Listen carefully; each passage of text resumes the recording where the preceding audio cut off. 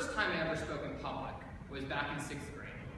And I had never been in any kind of club, I had never been part of student council, but there were elections for our 6th grade class to be the treasurer. And so I said, okay, I'll run for that. And my campaign was this great slogan that we came up with, and it was "Experience Matters." Now the best part about that was I had absolutely no experience. I had never been in a leadership position, I had never done anything like that, but I ran on it anyways. And I thought about what I wanted to do in that role. I worked on it, I wrote a speech. And my speech was basically, some info about me, about my ideas, about what I wanted to do. I went on stage at the election, I came up to the podium, I put my speech on the podium, and I sat there and I read my speech. And then people clapped, and I went down, and I said, okay, that went really well. And then after school, we found the election results, and believe it or not, I lost. So that was, hard for me as a 6th grader. I lost, losing sucks. But we had elections every semester, and so I got to run for that same position again halfway through the year. And I said, okay, well, let's begin just a fluke. I was running against strong people, that's why I lost. Maybe they didn't like my "Experience Matters" slogan because I didn't have any experience, whatever it was. I said, okay, I'm going to run for the same position again. I did the same thing. I went back, I took the speech I wrote before, edited it a little bit, put in some of my ideas that I was really excited about, went up, behind the podium, put down my paper, read my speech, and I lost again. So at this point, I was pretty sad. I was like 12 years old.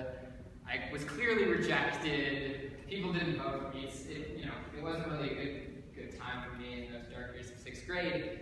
But I came out of it and said, how do I get better? Why didn't I win? And what I realized was that I didn't win because my speech sounded like everyone else's.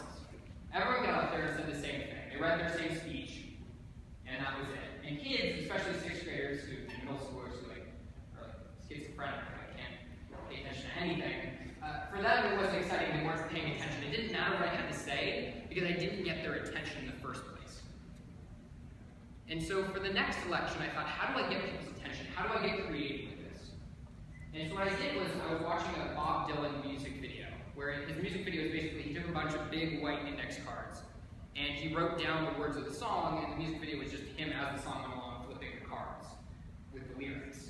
And it was pretty popular back in the 60s. And so I said, okay, what if I did that? So I spent the night before the speech writing out 200 of these big index cards with one word on each of them, or a couple words on each of them. My whole speech. I went out on stage, I went past the podium, and went to the middle of the stage, and I started flipping the cards. The crowd read them. So they essentially read my speech for me off of these cards. People loved it, and I won. Now my dad happened to video that speech. He happened to put it on YouTube, and I didn't know that. A couple of years later, I come back, and someone tells me that my speech is on YouTube. I'm like, what are you talking about? Go on YouTube, it has 40,000 views. And I was like, what? Like, this is insane. But I think that what that really shows is that people are attracted to creative thinking. People are attracted to speeches and public speaking that not only is someone who's passionate about something, but that comes with a creative way to display that, a creative way to talk to an audience about that. Now, a lot of people would tell you that public speaking is not a key element of leadership. That you do it to get elected, but then once you've gotten to that point, it's not all that important. I would argue that it's the most important part of leadership. The ability to connect with your audience, the ability to come to the group you're talking to and inspire and get them to work with you on whatever you want that to be. So, the interesting part of public speaking for me is the vulnerability between the speaker and the crowd. So, clearly as a speaker, I'm vulnerable. I'm standing up here. I'm talking to you. It's scary, right? Because you're all sitting there, even though you may not consciously be judging me, you're judging me, right? How is Zach saying this? What are his mannerisms? Why is he walking around? Why does his hair look funny? Whatever it is. And you're judging me, and so I'm in that position of vulnerability. Now, what's more interesting is the vulnerability of the audience. When you're sitting there, you're in that seat. Whether you want to or not, you have to sit there and listen to me to some extent, unless you're sleeping.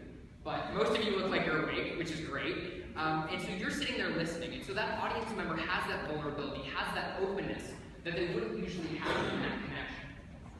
And the great speakers are the people who take advantage of that vulnerability, take advantage and are able to influence an audience. So I want to point out two people to you. Two great speakers.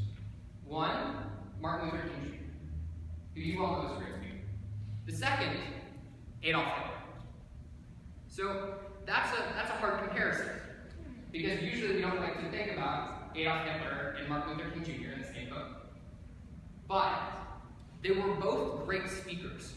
They were both people who came on a stage in front of vulnerable people, in front of open people who were willing to listen, and took advantage of that. They had ideas, they had something they were passionate about, and that came out in their speaking. And they influenced people to do what they thought was best. Now clearly there was a difference. Martin Luther King went on to inspire our country to do the right thing, to move forward the civil rights movement, to get people excited about creating equality in the world.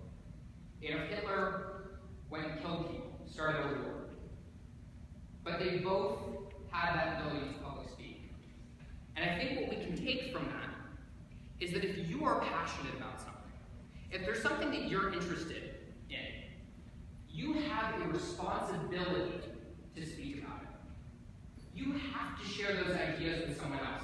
Even if you're scared, you have a responsibility to go up on stage and be passionate, to speak about it, to share your ideas with others, because if you don't, then that opens up the window for someone else who has bad ideas to come in. Someone else who will bring forth negative ideas and take advantage of an audience that's willing to listen. So how many of you are on your NFTY boards? Okay, almost everyone. How many of you are going to be or want to be on your NFTY boards at some point? Okay, so that's almost everyone. So all of you in this room have ideas. You want to be in a leadership position. You want to be able to inspire others. And in order to do that, you have to be able to connect. Now I know a lot of times it's easy to say, I'm in a NFTY, I'm just like you guys, like, you know, we have a lofty election, and you think, oh, it's a lofty election, I'm going to be talking to my friends who are my NFTY, I'll just, you know, get up there and say something about how much I love NFTY. But beyond that, we have an ability, you have an ability to find something you're passionate about, to find a creative way to bring that across, even though it may not be the most important venue.